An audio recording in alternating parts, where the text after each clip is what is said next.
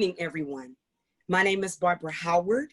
On the behalf of B-HBrilliantMinds Project, Inc., I would like to thank you all for taking out the time of your busy schedules this evening to join us for the Tap In series number 8.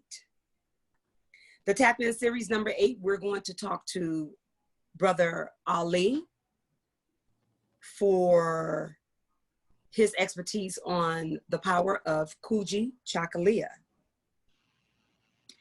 The Tap In series, Love Language is, we are creating a platform to highlight and uplift people of color, brilliance, resilience, boldness, vibrant spirit, and our gift to last and love. Just a friendly reminder that these series are recorded and uploaded to the website www.B-HBrilliantMinds.org, www.B-HBrilliantMinds.org. If you are participating in this series via Zoom, phone, Facebook Live, you are giving us the authorization to record you, your voice, comments, picture, and name. I would like to also give thanks to our sponsor, the Akanani Foundation grant So Love Can Win for the COVID-19 crisis. I want to make mention that once again, we are grateful and thankful that you are here with us this evening. Now that the business has all been out of the way, I would pass the baton over to Brother Ali. Good evening. How are you? I'm excellent. How are you? I'm doing wonderful. So with the power of Kujichagulia is the theme, I would allow you to share all of your expertise in that area for us. Okay. So first, I want to tell people that I'm just another brother. Yes. I'm just a Black man struggling in the jungles of North America to do all I can for me and mine. Mm-hmm. I truly believe that the grand rising of the global African diaspora is happening right now. Mm. It's not coming, it's here. Mm-hmm. And even in my modest position, in terms of what our people are doing, Uh-huh. I get communications from Brazil, Peru, Jamaica, Dominican Republic, probably 9 to 10 countries in Africa, and all over the United States. The reason I chose Kujichagulia, which means self-determination. Yes. A lot of our folks may not know or be cognizant of. The United Nations has recognized self-determination as a global human right, regardless of where you live, regardless of the flag, regardless of anything else. You as an individual are supported by the United Nations in exercising your right to determine your life, to define your life, to indicate what are your values, to indicate what you support and what you don't support. And that's why I really wanted to focus on this topic. I don't believe people understand or consciously understand how critical it is to be clear on the values you support and values you don't support. Okay? For example, in the present hysteria around the November 3rd election in America, people are getting all the emails, all the electronic communication. Mm-hmm. I would encourage everyone to actually think about what you want to see happen in America in the next 4 years. and realize that your role is not to sit on the sidelines. Your role is to get involved actively. The level of involvement that you seek is up to you. But I'm encouraging everyone, regardless of their feelings about America, the electoral system, all of that, to understand that it has the power and the ability to impact your life, the life of your family, the life of your extended family, children, grandchildren, all of that. So therefore, if we are going to assume that we are an active African diaspora globally, the part of the African diaspora which is in America needs to actually focus on who they support, why they support them, and understanding you have the power. That's one reason, another reason that I chose Kujichagulia. Western culture and civilization is based upon following, herd thinking, like what some people have been talking about, herd immunity. But to me, it's critical that you actually be involved in deciding what you support and what you don't. So therefore, it's really, really, really important to me to hit this subject and to hit it in a way that does not assume people know everything, assume that people can be motivated, inspired, fired up by hearing my modest presentation. I want to say right now that every individual has the power to define themselves as they decide. As simple as that may sound, in American culture, in this country, that's a radical notion. Most people unconsciously follow what they read, what they hear, the images that are presented to them through TV, music videos, etc. I'm encouraging every single person hearing my voice that what we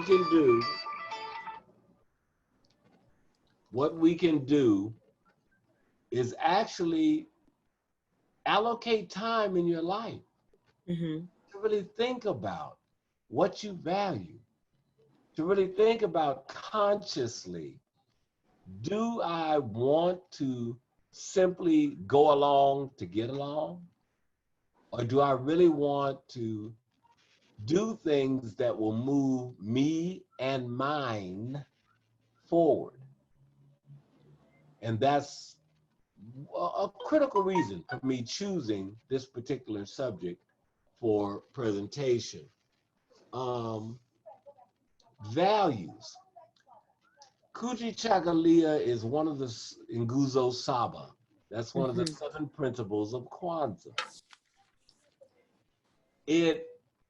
Kwanzaa now has a celebration globally of probably around 4 or 5 million people of African descent. Many of us don't know that. Many of us, when we see a flyer for Kwanzaa, we're thinking, well, that's just here and that's just this small group. No, you have Africans in England, all throughout Europe, South America, Central America, Mexico, America, and Canada that all celebrate Kwanzaa. So if you're not familiar with the Nguzo Saba, 7 principles of Kwanzaa, I encourage you to Google it. You know how to Google. You Google everything else. Google something relevant to you and yours. This is something that you can be talking to yourself, your mate or partner, your extended family, your kids, your grandkids. I encourage you to have an ongoing conversation about the Nguzo Saba, not because it's going to change the world, but because it's going to change you. Changing you collectively means that you are changing millions of people of African descent around the world. So if you're not familiar with Nguzo Saba, that's Nguzosaba. Those are the 7 principles of Kwanzaa.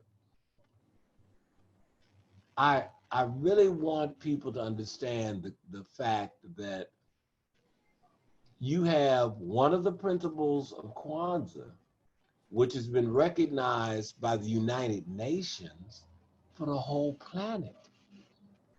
Everybody has the right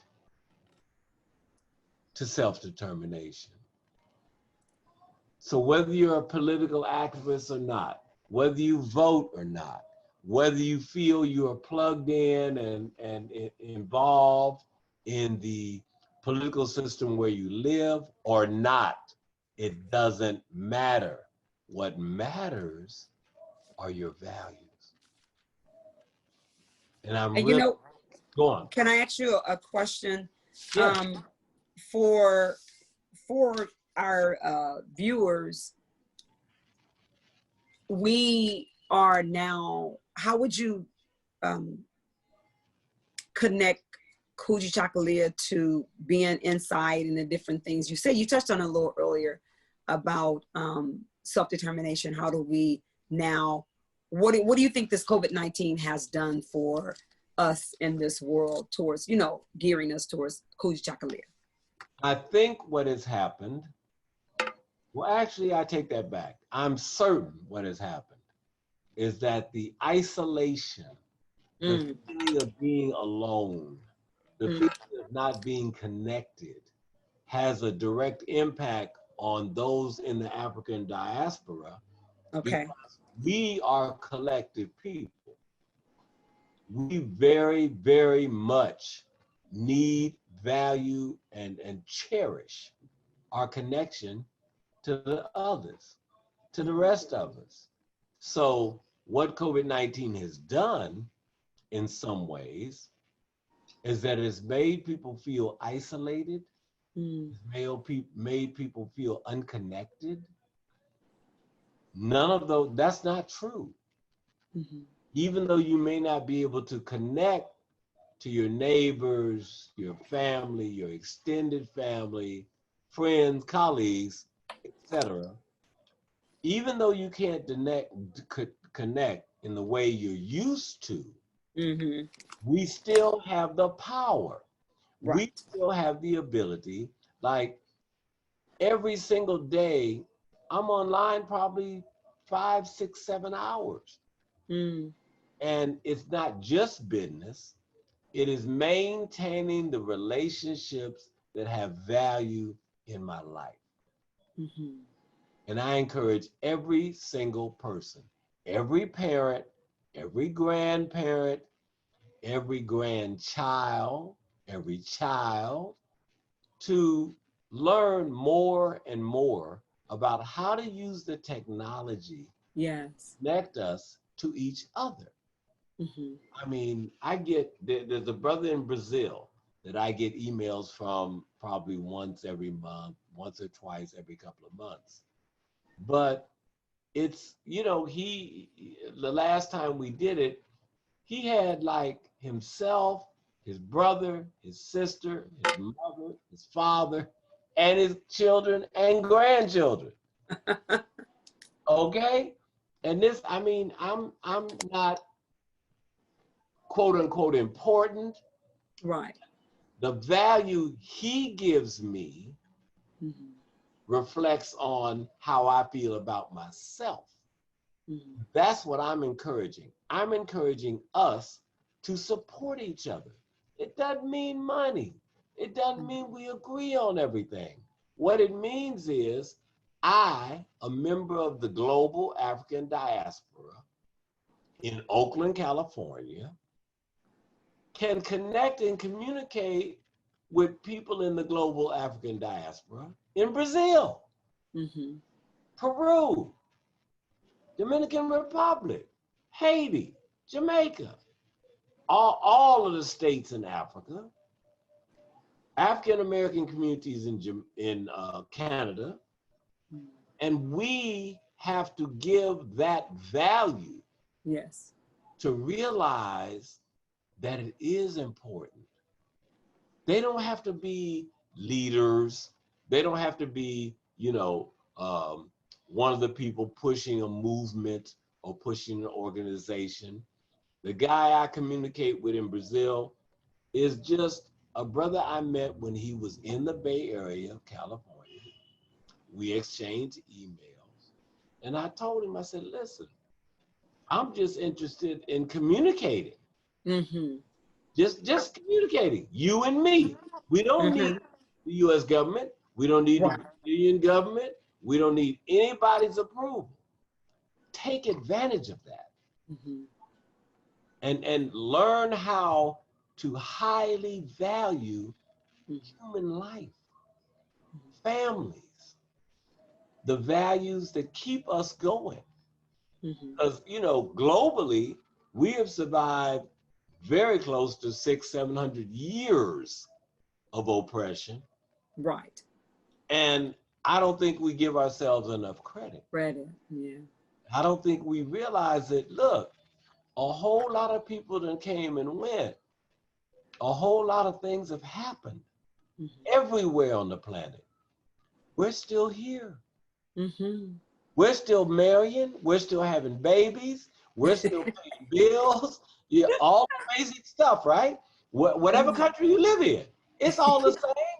The brother in Brazil I was talking, emailing to, and he told me, he was telling me about a struggle he was having there with his oldest daughter, who is a college student, and she was feeling like they weren't involved with the Afro-Brazilian community. And, he and I talked at length, and then he actually forwarded my email to him.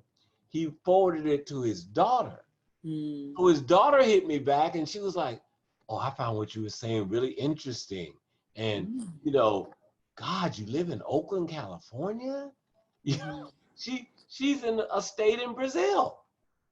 And she's like, I'm communicating with a person of African descent that I probably, most likely, will never meet. And that's the beauty of, like you were saying, about the using this for positive actions and movements. And we are able now to reach more people than we would here locally in our actual communities. And I love what you were saying about connecting with them, because that's still a form of community. We've always, the connection, like you said earlier, it's always been about us connecting our resources, our time. And as you said earlier, it's not, sometimes this is what it's also showing me, that it's just not about the money. Like you said, it's about the time. How many times do we just reach out to people just ask to say, how are you? Or have, like you shared with the brother, and then he shared with something about what you said to his daughter. And that went on and on and on and on. So being able to have this technology to give us that opportunity while we're here in COVID-19, I think it's how we come out of this is what's going to be the key. Go ahead. Often, especially now in the COVID-19 pandemic globally, which is another reason for us to learn how to relate globally. Okay, but there's a direct connection between how an individual, specifically I'm speaking of those of African descent, but the connection between that individual's view of their values, Mm. what matters to them in the big picture, and the collective future of the global African diaspora. I think we're moving into an age to Mm. where, regardless of the flag, the Mm. language, the government name, whether it's capitalist, socialist, whatever, but our people are everywhere Yes. and we can impact everywhere. Mm. We can make people start thinking. We can ask questions. We can present issues where we are locally that impact the whole planet.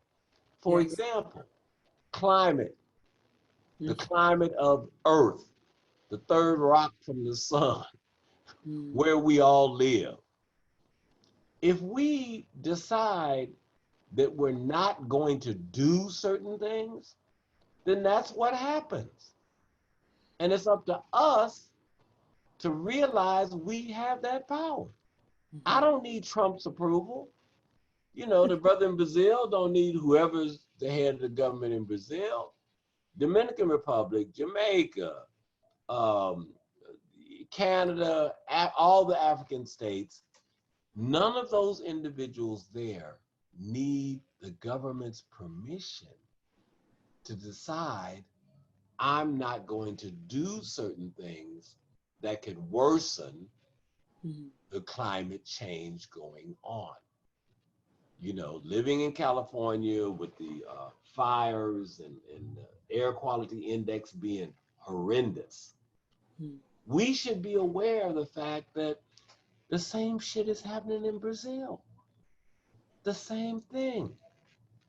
You know, they have been encouraging cutting down the forest, you Mm. know, for global corporate development. But the people that live there, they have to deal with that. Right. See, they're the ones that have to figure out, well, do I let my kids go to school when the air quality is poor? Or do I decide to actually maybe increase my efforts to do homeschooling? Right. Right. And that's And the it's crazy how people are really tripping out yeah, about the homeschooling or being at home. That's where we had to do it for a long time, years and exactly. years. So it amazes me that this particular generation is having an issue Yes, with yes, some of the things that other mothers have had to do, and fathers and mothers that had to do this without COVID-19, right. I mean, if we to make a connection, Yes. if you look at slavery, Mm-hmm. not only here, but in the Caribbean, in Central America, in South America, okay? Many of our folks, if they didn't teach their Mm. kids wouldn't get taught because Right. what they were teaching in whatever school they were in Mm-hmm. was the colonialist, global, imperialist program. Mm-hmm. So they didn't learn about people that look like them. They Right. didn't learn about the people that invented thousands and thousands and thousands of inventions that the whole world was benefited by. But they never heard of it because they're not going to teach it. That's right. See, and that to me, we have an opportunity in the middle of this pandemic to take a truly radical approach Mm-hmm. that focus on Kujichagalia, self-determination. That focus starts with the individual, but the next step is the family and extended family. Mm. So if I'm 68 years old, my kids are grown, 38 and 32, 33, and I got two grandsons, 16 and 13.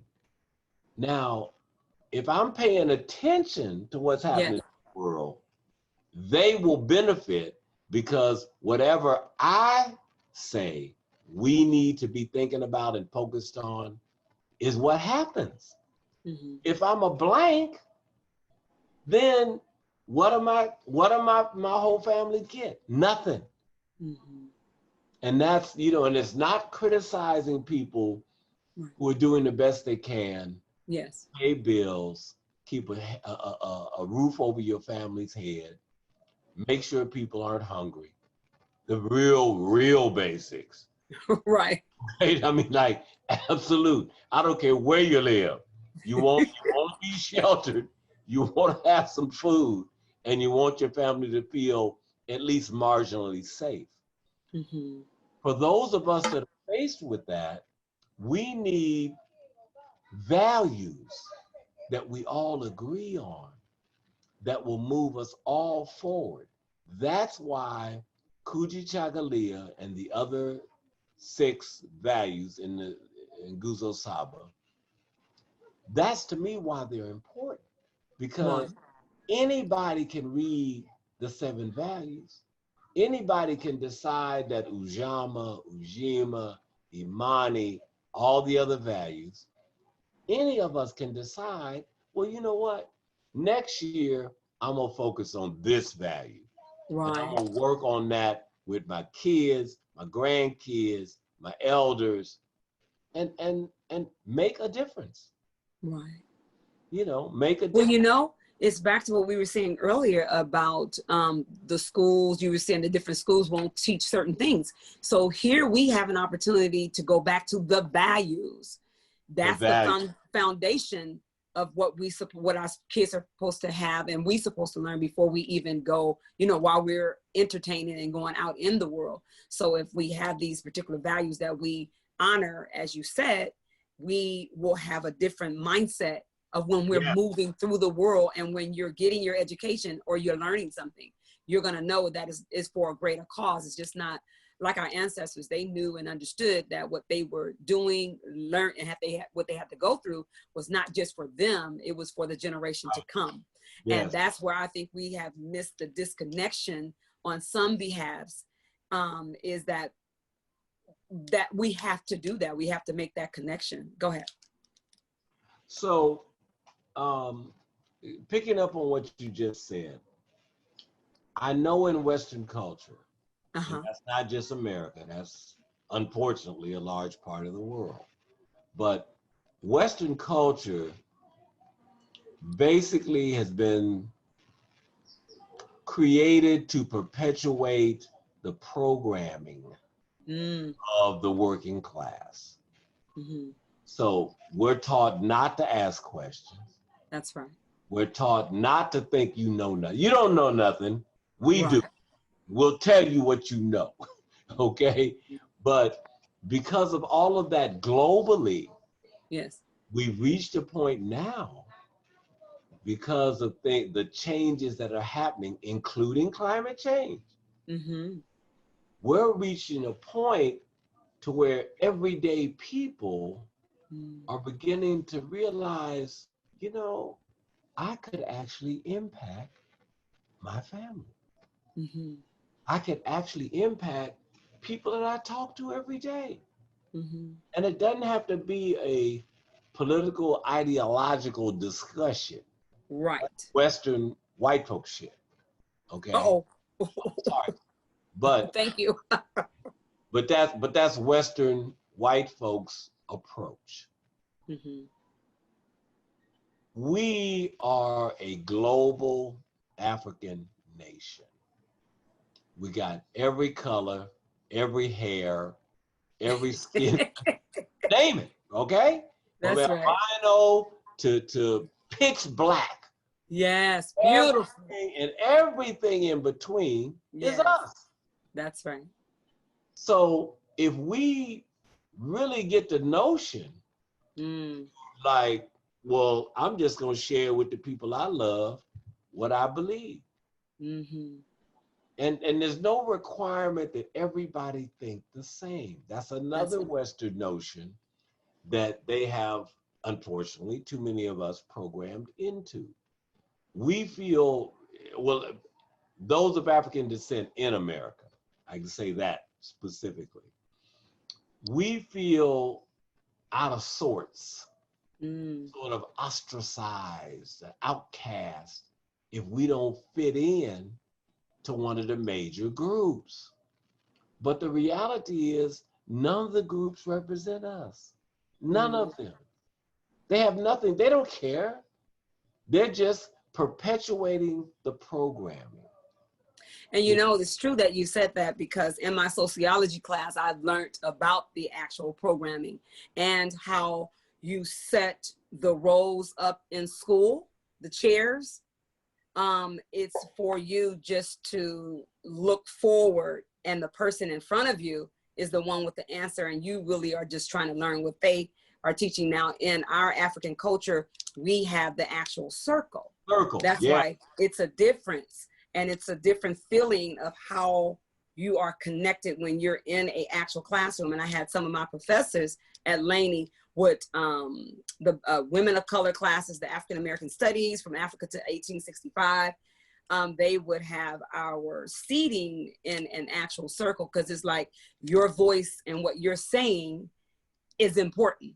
And it's just like, you know, everybody, like you just said, everybody had different opinions, and we were able to bounce off of those opinions, and we had our own thoughts, and we were able to share with others versus just listening. And a lot of, I found out too, a lot of instructors were not comfortable with the actual circle, because then that means that they have to engage with the students questions that may be a different thought pattern from theirs. So when you, and they were trying to, I don't know if they end up getting it to done, but they were, some of the teachers were formalizing getting classes to do this, you know, to get in a circle versus sitting in rows behind go ahead.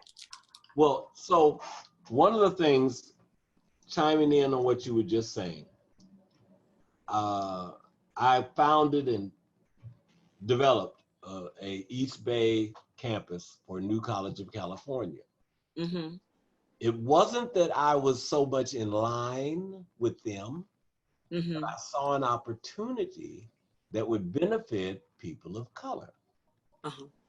So what happened was that the inevitable clash between my values and the values of New College, and giving them credit, they were very progressive, very radical, but didn't understand the disconnect between themselves and the world of color. So at one point, it got to a situation to where they really just were not getting it. They were not understanding what my goal was. My goal was, it was a 1-year BA completion program. You went 1 weekend a month, 12 months, 3 semesters of 4 months each. And you got your fully accredited BA. Now, what I found, I knew this, but what I found when I actually began to recruit and enroll students was that probably 85% of my students were people of color. Almost half of them were women of color. And what it wasn't anything so much radical, but it was on a very practical sense, designed to accommodate people of color, women of color, people who were busting their blank to pay bills and take care of their family, you know, raise their family, get their family out into the world. They needed an academic environment that actually welcomed them. There we go. Yeah. Okay. See, and that, it may not have been radical, but it was truly revolutionary.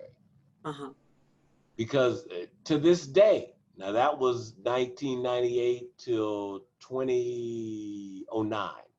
Mm-hmm. In 2020, I still meet former students, and they still are doing things they would not have done if they had not been enrolled in that program. And I had a fantastic group of teachers. I was responsible for all elements: recruiting, enrollment, financial aid, all that stuff. Mm-hmm. But it was a situation where everybody understood. Yes. All working Yes. to maximize the benefit Yeah. people of color. And it's like, look, the BA, that's just some everyday stuff. Mm-hmm. But what we're really talking about,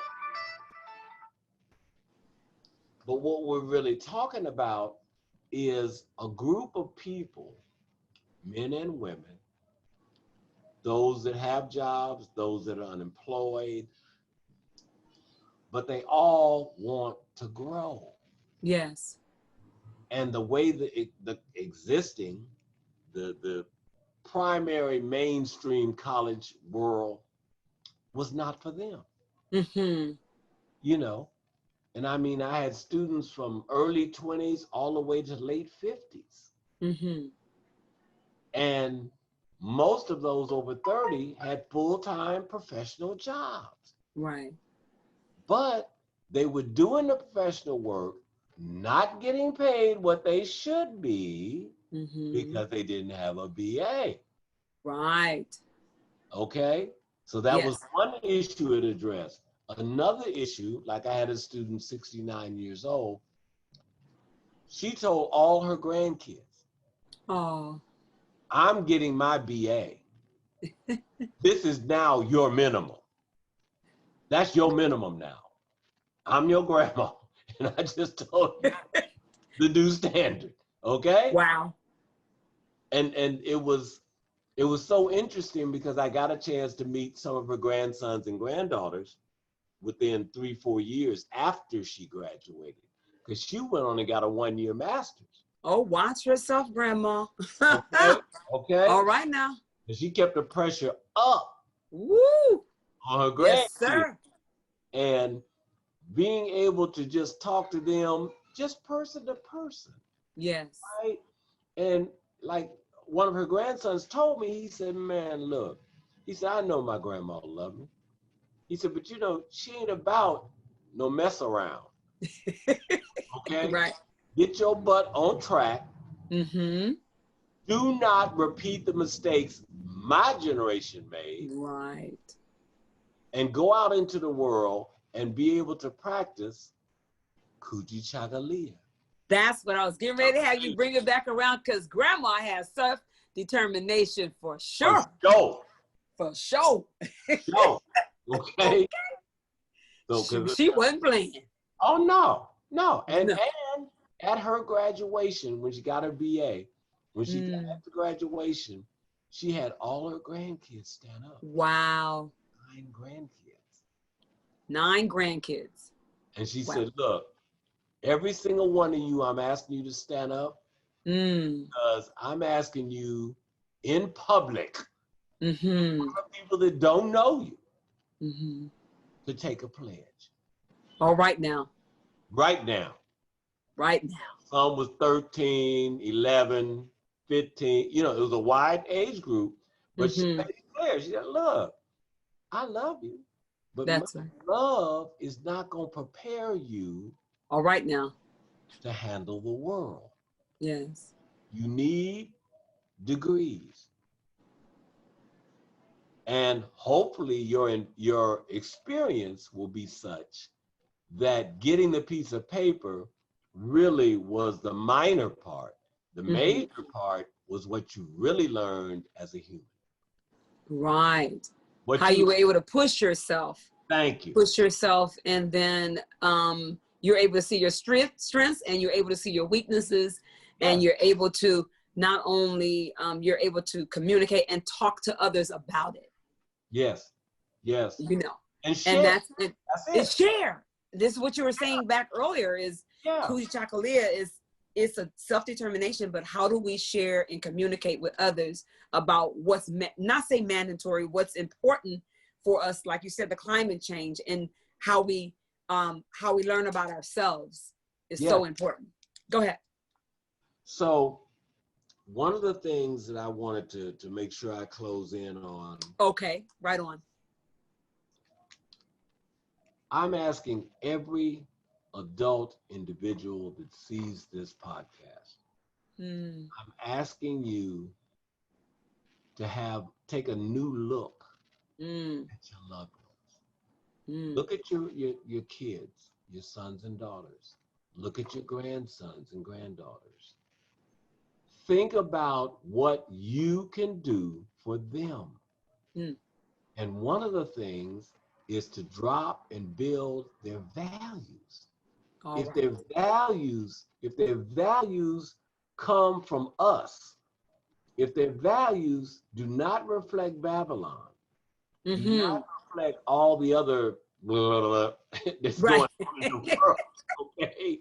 But if those values actually prepare them to become parents, prepare them to be married or in a marriage type relationship, right?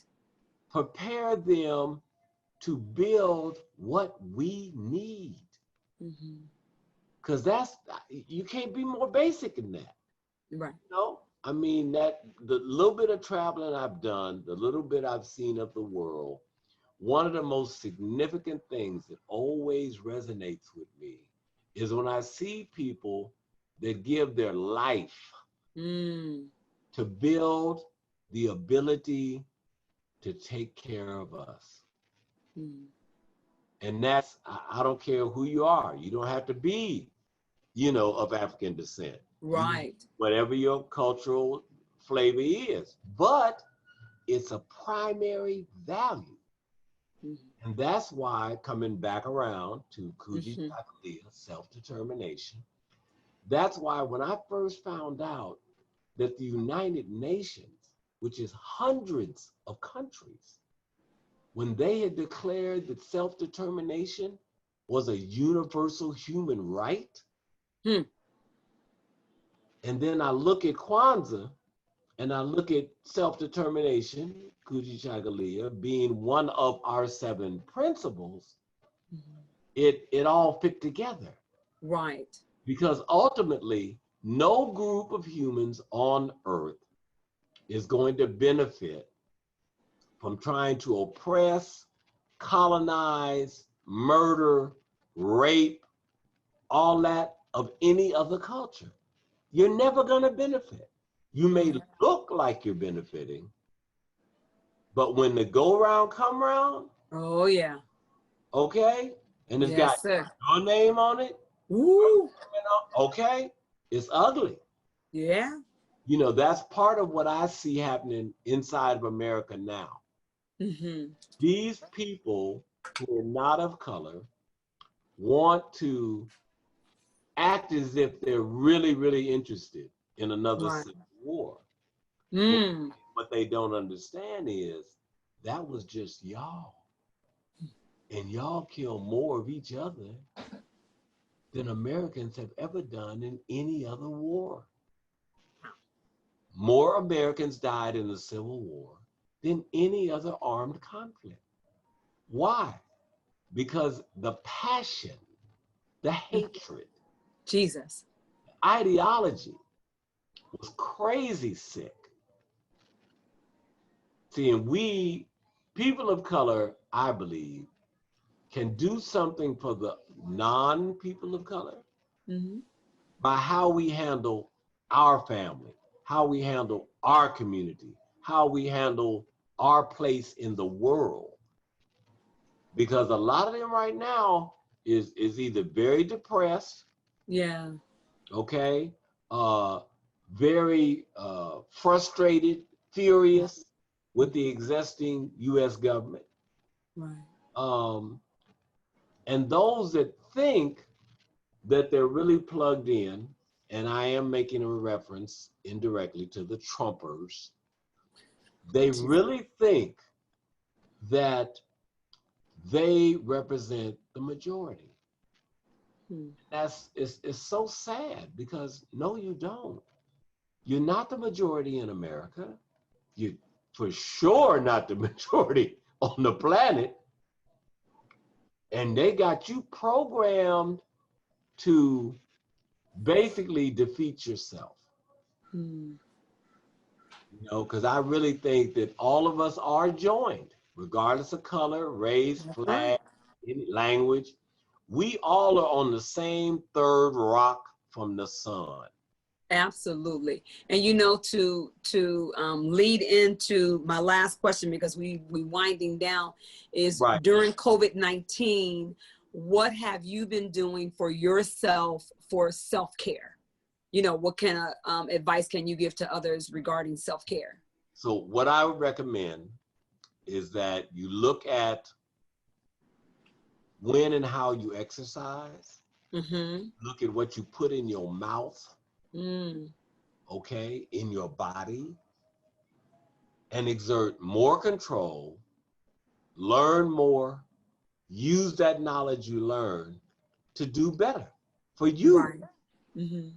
And remember that everything you're doing for you, Mm-hmm. the world is watching. Right. So not only the people you know, people you maybe you just work in the same building as they do. Mm-hmm. When they see you, who they're used to, you know, coming out of a coffee joint, you know, at 7:45 every morning to be on the floor working at 8, when they see you not going to the coffee joint, Mm. when they see you changing what you eat for lunch, when they see you or hear you talking about, well, you know, I'm trying to lose weight, I'm trying to improve my health, I'm trying to quit smoking, Mm-hmm. all of that stuff. We impact each other as humans much more than we realize. You know, and I had an experience with in a particular place of employment. I was a consultant, so I'm Mm-hmm. coming and going, but Right. I worked for him over 3 years, and I had several people not like me, Mm-hmm. but employees, and they, you know, we got to talking, and they were telling me like, yeah, you know, I notice how you don't do this anymore, and Mm. I don't, you know, and those are the little things that really have the major impact. Mm. We don't need Hollywood stars or Bollywood stars or Nollywood. We don't need none of them to tell us what to do. What Right. we need is to be in a collective setting Mm-hmm. where we're being challenged indirectly, but challenged.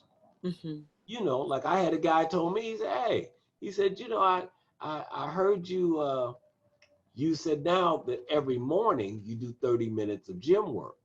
Mm. He said, and it sort of hung with him. And he said it was about 3 months later, he joined the gym. Wow. Now, him and I had never Right. talked about this, Just by your actions. but my actions exposed to him and Mm. him being open enough to Right. say, well, damn, he's like, I'm 15 years older than him. Mm. So his thing was, how can I be in worse physical condition? This guy's 15 years older than me. What's my excuse? You Right. know? But those are the kind of things that I would encourage all of the people listening to think about. Think about what's within your power. You have Mm. more power than you realize. And more, you have much more impact than you realize.